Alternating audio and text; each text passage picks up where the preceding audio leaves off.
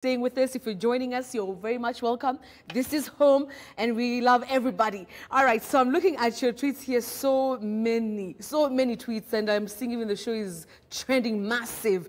All right, Lloyd Mutisia, wow, outspoken words of Reverend. Of course, you're referring to the fantastic conversation that we've just had with Reverend Kathy Kuna and Bishop Kuna. Chris Kira, hi, bro. How are you? I'm seeing you're saying today weekend with Betty is Passy's edition. Of course, we had Reverend Kathy Kuna, Bishop Alan Kuna, and Burale, who's now joining me. Hey, what's up, my man?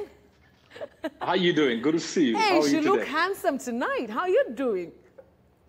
No, being a lawyer is not easy. It's a lifestyle as well. Please.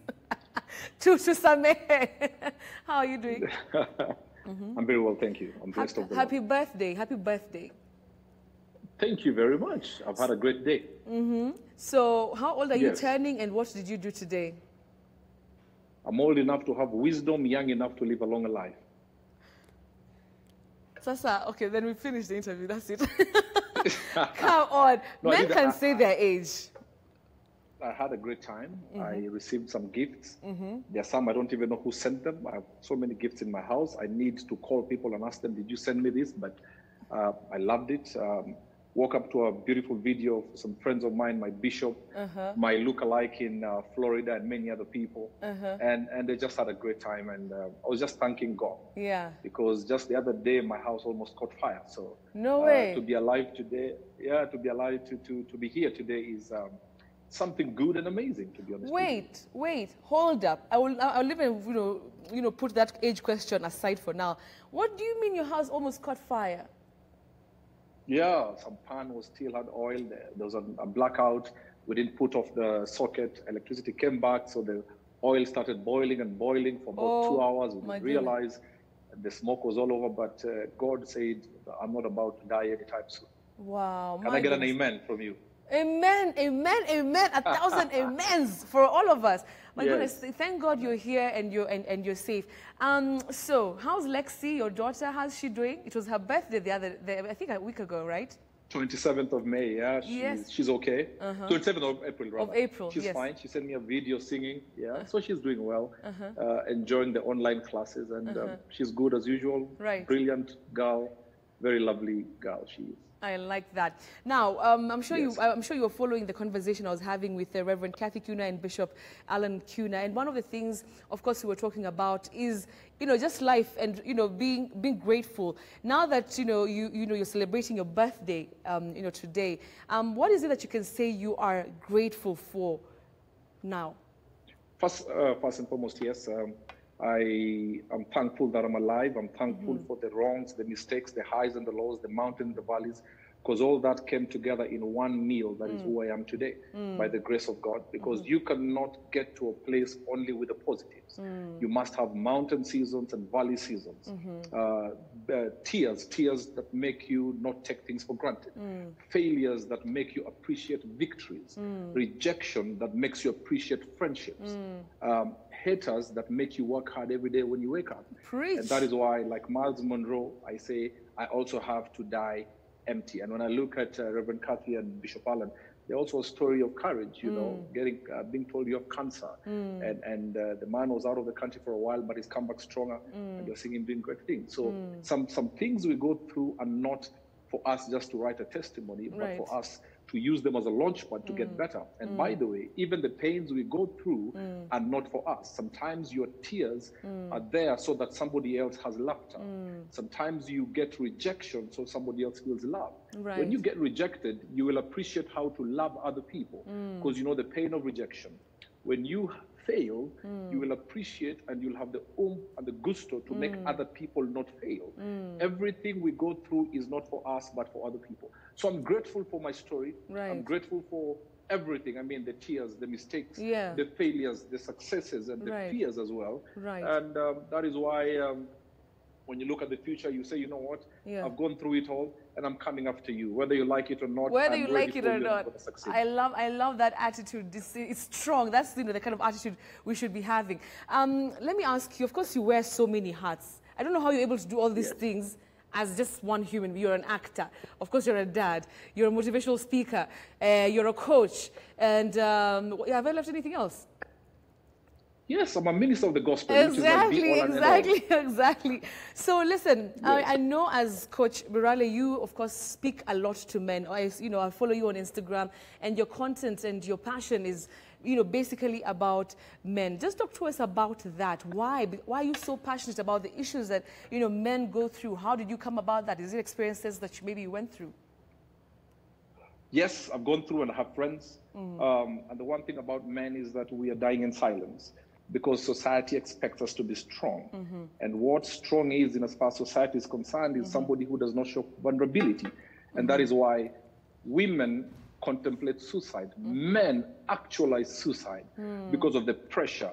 And we feel if we show vulnerability, it is a sign of weakness because the society has not allowed us to be vulnerable. And we need to get to a place that the society needs to understand a perfect man could be a weak man trying to make good his life. But society, we have family pressure, we have relationship pressure, we have financial pressure. But we need to get to a place as men, we just hold each other and say, leaving no man behind. But we don't talk because we don't feel safe in some spaces. But if you get a space, I'm in a group called Muscles. We are a safe space where you can tell somebody it is okay. It is okay. And for a man to succeed, you must be ready to be a bride to Christ. So for a strong man, you have to be a wife to Christ. There is no shame in shedding your tears, in lifting your hands to the Lord. There is no shame in telling a fellow brother, my marriage is failing. I don't know how to raise my children. I'm struggling here. And the brother will tell you, guess what? I have 10 times your issues. So it's a matter of saying we have to get there. If one man fails, the 10,000 who succeeded in the eyes of men have also failed. We need to be like soldiers going back to where we left our wounded and bringing them out. Whether we're going to limp out of that place, we've got to do it. And as a man, I remember when I also went through my issues, at some point I was slipping into depression until I got one or two men I could talk to, like my bishop, David Moretti. I went to him and I said, listen, I'm breaking. And we talked, he gave me counsel as a man, and he says, now go out there and serve God. You see, it just takes a man to tell you this, and you almost all of a sudden get a metal in your backbone. And you rise up and conquer those mountains and do it for you and for other people and to the glory of God. Because if you die today before your time, you will be forgotten. In fact, people forget you as soon as they inter your body and they start talking about teams like Arsenal who have never won anything, and they forget you. You understand what I'm saying? So don't die for anybody.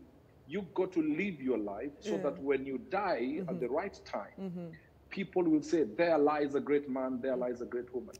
Nobody remembers the kind of car Nelson Mandela drove. Nobody knows the kind of suit Obama wore.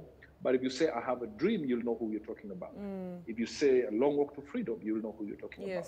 Don't let people remember you for the tears of depression. Let them remember you for the legacy that you lived and the impartation and the lives you changed.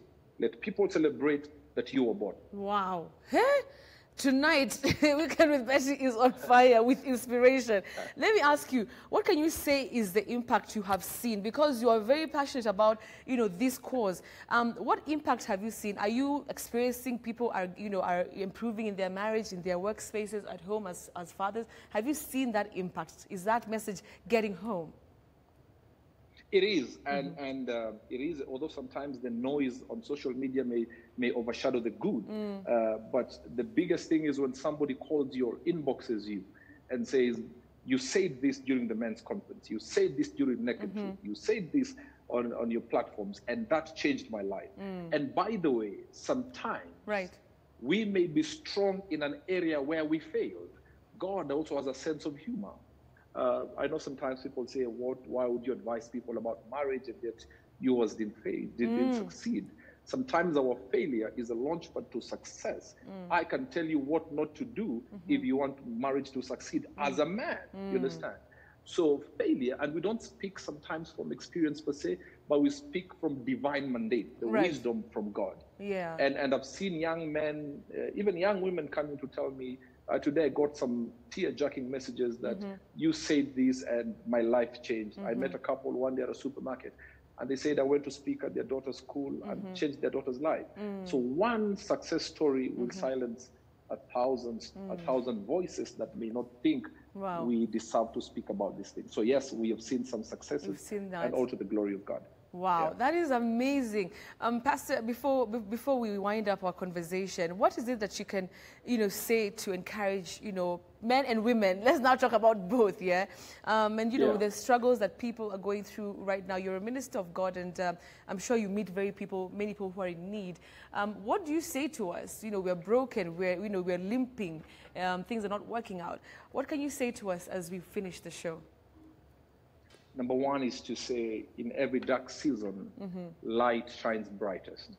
So let's not concentrate on the dark season, but let's look at the candle in our hands and light up that candle. God still remains to be God. Now, what you got to understand is that you are not supposed to see the light at the end of the tunnel. You are supposed to be the light that will light up the tunnel. And I'm going to tell you this. One day we will wake up and this thing will be a thing of the past.